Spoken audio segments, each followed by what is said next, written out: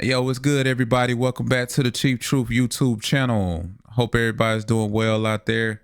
Thanks again, once again, for checking in on your boy, the king of objectivity himself. Yep, that's me.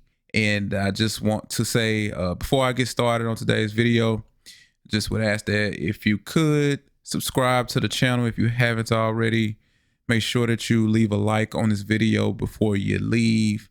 And also make sure to drop a comment down in the comment section. Let's get some dialogue started about the video. So what are we talking about today, man? What are we talking about today on the Cheap Truth? So I understand that I'm a little late on this story. Little late, just a tad bit late.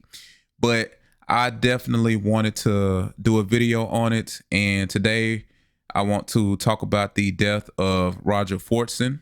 Now, for you guys who may not necessarily be too familiar with this story, Roger Fortson was killed on May 3rd.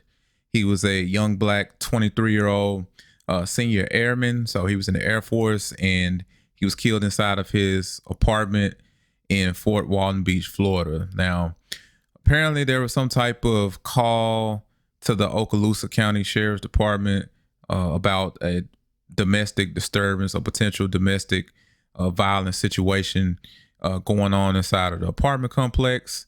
And you'll see in the video that I'm about to show in a little bit exactly what happened. But apparently this leasing agent or a property manager, I'm guessing that was her role. I'm guessing that's what she was. She ended up leading the Okaloosa County Sheriff's Department officer to Mr. Fortson's room, where he was not doing anything. He was just on the phone. He was on FaceTime with his girlfriend, and that was it. He was just minding his business. And here comes this officer knocking at his door. And like I said, you'll see in the video, he's doing all sorts of weird things. And, one thing led to another. And Roger Fortson ended up at the door with a gun in his hand. And it was pointed down, and he was, using his other arm to kind of like tell the police officer, like, hey, I come in peace. I don't mean any harm. And of course, the police officer decided to just, go all gung ho and, shoot him anyway. So I'm going to play the video. I'm going to play the body cam footage and just kind of give you guys my, I guess, play-by-play breakdown, or give you guys my thoughts as the video unfolds, and and then just talk about it a little bit, give you guys my thoughts and opinions on it. But yeah, I guess before I get into that, I really just want to say, RIP to this young man. I think so many times when things like this happens, we get so caught up in our feelings, and we get so caught up in, of course, here we go again, right? Another black man killed at the hands of a police officer, right? So we get so caught up in that stuff, and we get caught up in the politics of it and the racial aspect of it, that we just forget that this young man died, bro. I mean, he was 23 years old. That's it. And he was young, bro. He was a baby. He had the rest of his life ahead of him, man. Seemed like he was doing good. He was in the military. He served in Syria and in Iraq. I mean, he served the country. Man, seemed like he was just a great guy. And now all of that's gone, right? The family's left to try and pick up the pieces. His friends and family left to pick up the pieces. And, I just want to just say RIP to this young man, man. Like I said, from what I could see, seemed like a great guy, seemed like a great person. All of his military brothers and sisters spoke glowingly of him. And if you guys notice, the news hasn't said anything bad about him, because we know what'll happen when these types of situations happen with black folks. They can't wait to dig up something. They can't wait to say, well, when he was 15 years old, he got caught stealing. He deserved to get shot by the police. Or you know what? Back in college, he got a DUI. So you know what? He deserved everything he had coming to him. You know how they like to do black folks, bro. So You notice they ain't came out and said, no, trust me, if he had skeletons in his closet, we would have known that by now. That would have been came out. Cause I'm telling you, they can't wait to do stuff like that to try and make what they did seem plausible or to seem like it was warranted. So yeah, man, like I said, I just want to say RIP to Roger Fortson, man. The more I think about it, the more like just upset I get. And yeah, man, I just hope that his family can find some type of comfort or some type of peace and justice in this situation. So without further ado, let's get into the body cam footage. Let's roll the clip. All this other stuff and I heard a slap, like right after it, but I wasn't sure where it came from. Okay. And I couldn't call, like I didn't want to call the police and like, you know. Which room is it? 1401. 1401, okay. All right, so as you heard, room 1401, the lady said 1401. That is Roger Fortson's apartment number. And I know when this story first came out, there was a lot of talk and the narrative was being thrown around that the police officers just kind of went in there into the wrong room and they just shot Roger Fortson dead. But now I think it's more widely known now that that wasn't the case, and that the only reason why that officer went to that room was because this lady told him to. And I think that she should be held responsible, for some of this as well. She needs to be held accountable as well for sending him to the wrong room or sending him up there.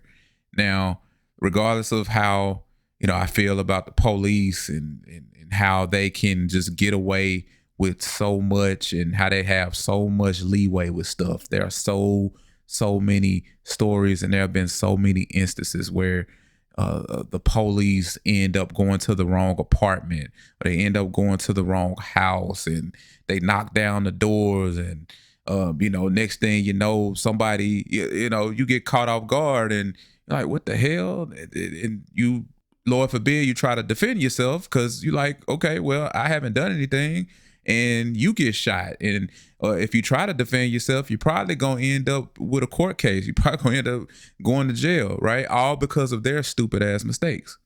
And there are just certain things that you just can't be getting wrong. And that's one of them.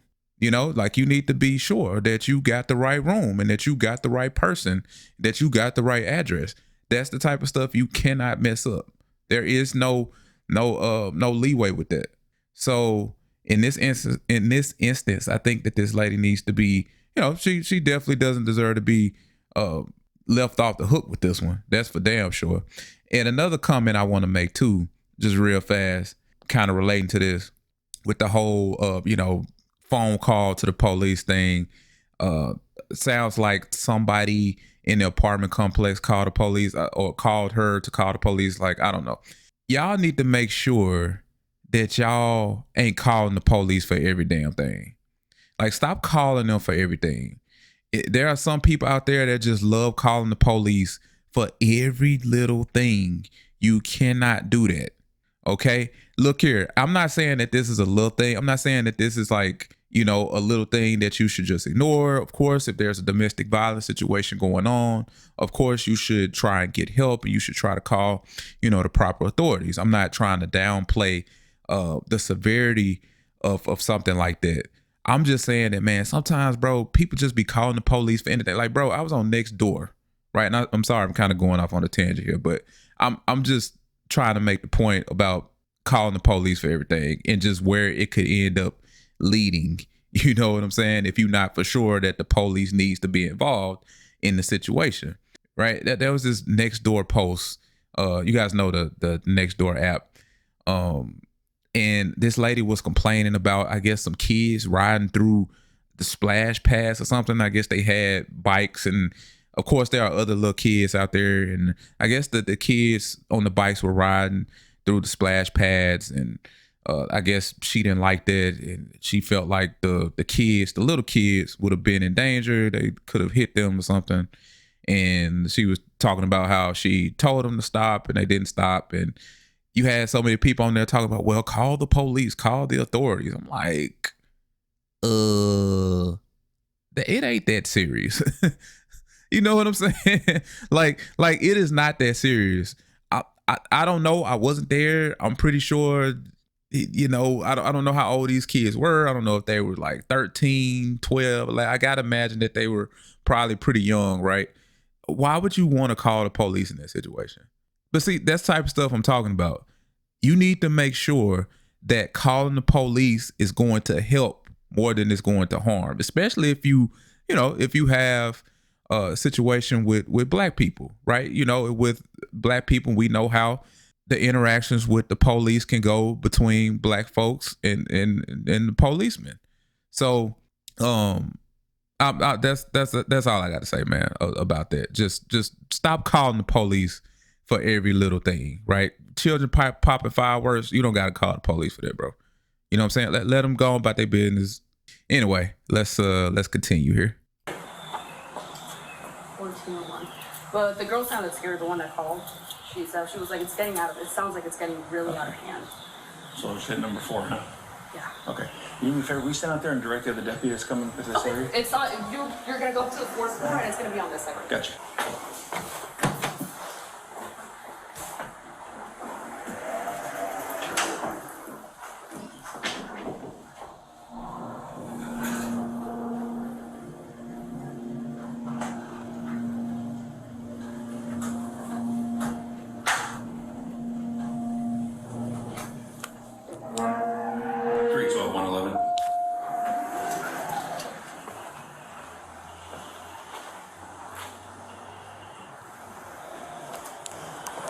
Three 12 and 111.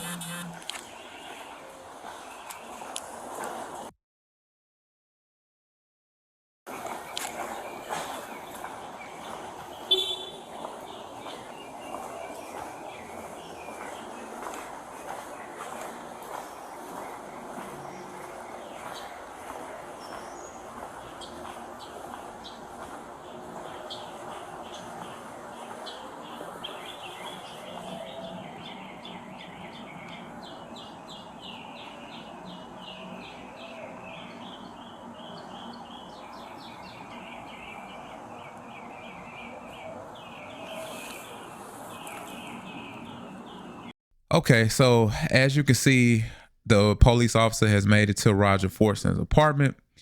And I know that there have been a lot of questions about the police officer's actions when he gets to the door. You know, why is he staring at the door? It looks very suspicious. I mean, I had those same questions and concerns when I first saw it too. So from what I can gather and looking at it and hearing other, I guess, police officers talk about this, or ex-cops talk about this on YouTube, that's basically just a police officer who is trying to gather evidence. He's just listening in without actually letting the people inside know that he's outside. He's just listening in, trying to basically see what's going on. You know, are they arguing? Are they hurling expletives at each other? Are they throwing things at each other? Is somebody in there, you know, doing something? Like, that's pretty much what it is. It's just trying to gather evidence and doing it in a very sneaky way. That's all this is from what I gather and from what I hear. And as much as I, you know, think that the police, that how they get away with things and you know, how they can lie and be very deceitful and things of that nature. Hey, Jay Will, king of objectivity here. I can believe this. I believe that that's what's going on. That's all that's going on.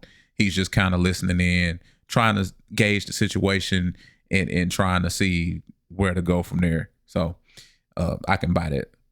Let's continue.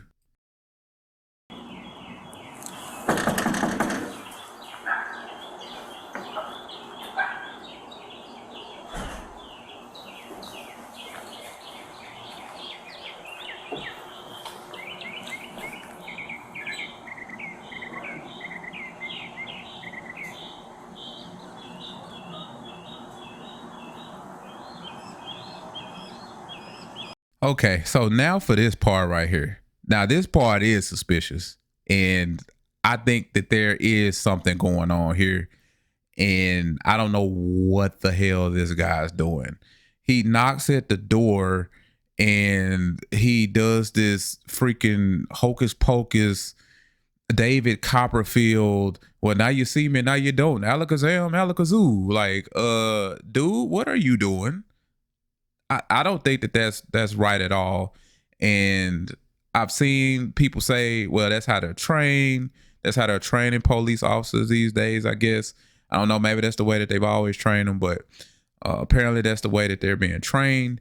And I'm gonna tell you this: if they're being trained that way, they need to be trained another way, because that right there is ridiculous, and that's not fair, right? It's not.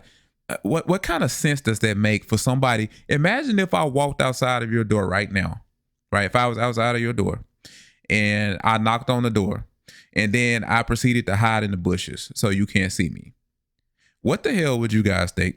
Like, you'd be like, what, huh? Like, what? Hold on. What's going on? Somebody playing a trick on me? Somebody trying to get me? Somebody trying to, like, that doesn't make any sense at all. And, you know, man, I watch a lot of police videos, especially on YouTube. Like, I follow a lot of those channels. I can honestly say that I don't think I've ever seen a police officer do that before. Usually what they'll do, they'll knock on the door and they may like kind of give themselves some distance, right?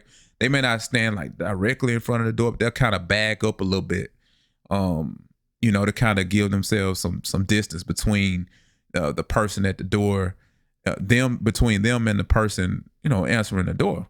But man, I ain't never seen no police officer knock on the door and try to go from side to side and try and hide and shit. I ain't never seen that shit before.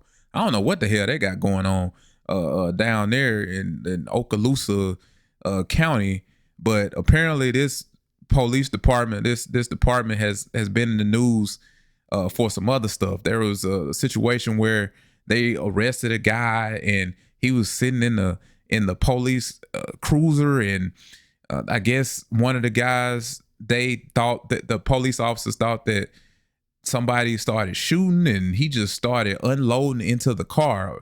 Well, come to find out, it was just an acorn hitting the car. So this guy, I don't know whether he had like PTSD or something. If that's the case, I don't know why in the hell he was a police officer to begin with, but whatever. Yeah, these guys have some issues down there from what I hear. So I guess I shouldn't be surprised that this is how they're training their officers to knock at somebody's fucking door and hide.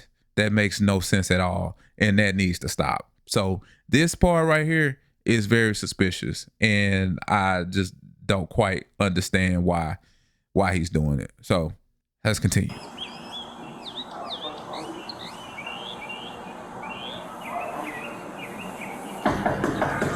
Sheriff's office, open the door!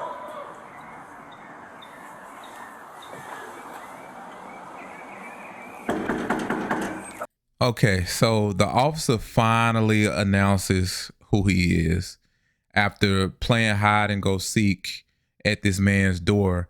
And at this point, I gotta imagine that Roger Fortson is very, how you say, very on alert at this point. Like, he is on high alert, and I don't blame him, because you got this person outside of your door, that somebody's knocking on the door and you can't see them, and then they come out and say, well, I'm actually from the police department, I'm from the sheriff's department, open the door. And you don't know what to believe, because, you know, these folks crazy, bro. They do anything. There have been plenty of stories and plenty of instances where people try and pretend to be UPS drivers, FedEx drivers, Amazon drivers, or DoorDash workers, policemen, SWAT, like try to kick your door down and they'll yell, police, police. And they do that because that gets your guard down, right? If you think it's the police coming in, well, then you may be a little more apprehensive to defend yourself, you know, as opposed to just some random person kicking in your door, right? You just ready to go ahead and kill their ass. But yeah, I can only imagine how he must be feeling at this point.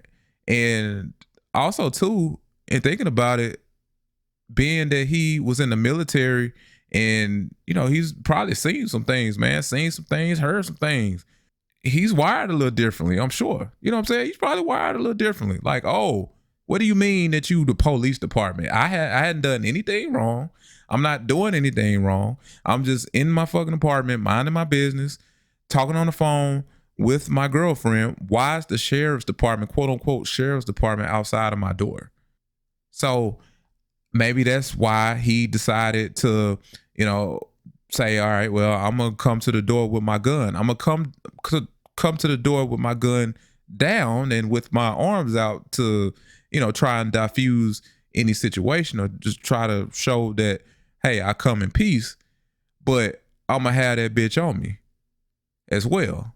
So I don't know, man. The guy finally decided to announce who he was, but at this point, I gotta imagine that Roger is very spooked. Sheriff's office, open the door. Step out. Drop the gun! Drop the gun! Okay, so there it is. Roger Fortson's last few moments on camera, caught on camera, and yeah, just so unfortunate that happened and it ended that way. So yeah, what do I think about him coming to the door with a gun in his hand? I don't think that was the best idea. I don't think that was the smartest idea. As a black man, like, we're not going to get the benefit of the doubt in this situation at all. Do I think that if Roger Fortson was if he was a 48 or 50-year-old white man with a I Love America t-shirt on and, a cap on, do I think that the police officer looks at him differently? Yeah, I think he does. And you know what? I think that guy's alive to this day. I think that if Roger was that guy, if he was that white guy, he would still be alive because the police officer would look at him differently and he would give him the benefit of the doubt. And he would give him an opportunity to, drop the weapon or explain himself before he just reeled off, 6 shots and killed him, in cold blood in his own apartment. But I don't think that was a good decision by Roger to do that. Also too, at that point, if you feel like something's going on, if you feel like your life's in danger or anything like that, you can just decide to not open the door. You can just not open the door. Don't open the door. We are protected under the 4th Amendment. Got a summary of it right here.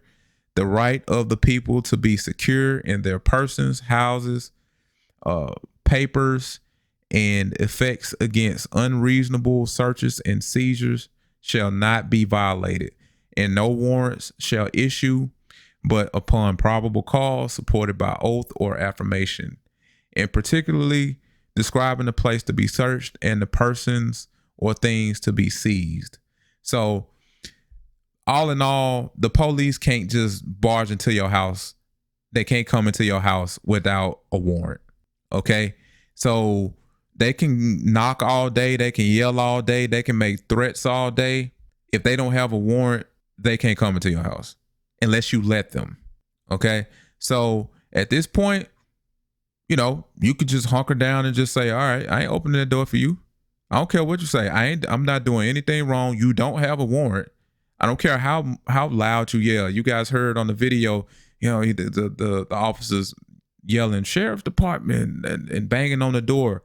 You don't have to let that guy in at all. So just remember that, these police officers, man, they hate when you know your rights. They hate when you know your rights. Like I was saying earlier, like I watch a lot of like police videos and stuff. The audit channel, that's a good one.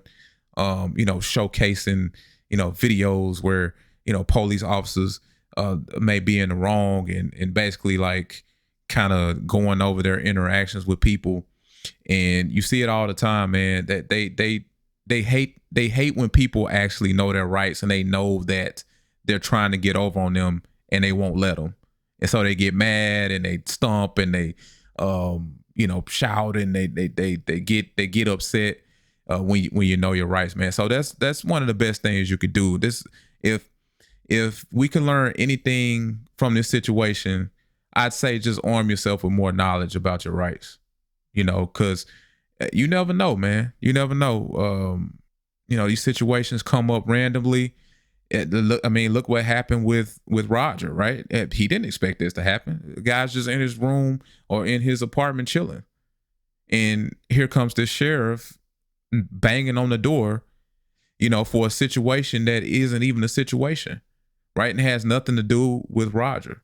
Another thing too, man, and thinking about it is looking at this situation and the cop going all gung ho and the door swinging open and he shoots Roger Fortson 6 times. It's amazing how cops can have that mentality with black folks. But the thing is, when we actually needed you to have that mentality and to be uber aggressive, you decided not to. Down there in Uvalde, Texas. I hope I said that right. Is it Uvalde or Uvalde? I think it's Uvalde. Where all those kids got killed at that school by that one person. And all those police officers were too afraid to engage them. So we actually needed you to have that mentality and to go in there and you know, get the bad guy, to get the actual bad guy.